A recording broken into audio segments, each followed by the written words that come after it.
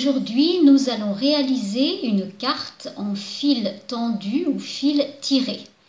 Il nous faudra un modèle que j'ai imprimé sur un papier type Bristol un peu épais. Vous trouverez des modèles sur mon blog. Il nous faudra également une aiguille ou un petit outil pour pré-percer les trous. Ensuite, un morceau de mousse de manière à pouvoir faire les trous sans abîmer le support, du fil et également un petit peu de scotch. Pour préparer notre outil, vous pouvez prendre un vieux critérium dans lequel vous allez simplement glisser une aiguille. Et c'est très pratique pour ne pas se faire mal aux mains quand nous allons pré-percer les trous pour la carte. C'est parti pour le perçage.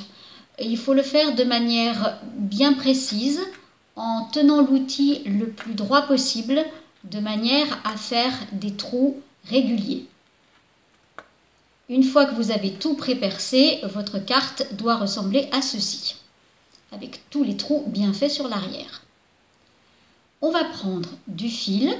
Vous pouvez faire une aiguille relativement longue. Vous allez comprendre pourquoi dans la suite des opérations. Alors, je commence par introduire mon aiguille en partant depuis l'arrière de la carte. Je passe le fil et j'en laisse dépasser un tout petit bout sur l'arrière.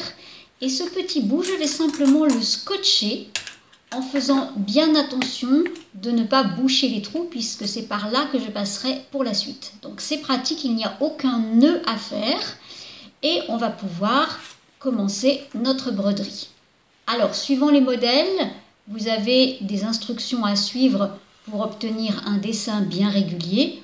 Ou bien vous pouvez laisser votre imagination faire le travail.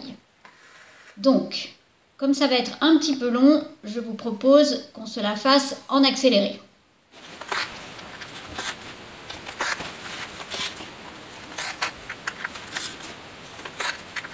Une fois que vous allez arriver à la fin de votre aiguillé, vous allez laisser dépasser un petit bout de fil sur l'arrière. Il n'y a pas besoin qu'il soit très long, donc éventuellement vous pouvez le recouper. Et ce petit bout de fil, vous allez simplement le scotcher sur l'arrière, donc toujours pas de nœud. Et vous faites toujours bien attention de ne pas boucher les trous par lesquels vous allez passer sur la suite. Une fois que la carte est terminée, voilà à quoi elle ressemble sur l'arrière. Donc vous allez comprendre que ce sera important de la coller quelque part pour qu'on ne voit plus votre arrière.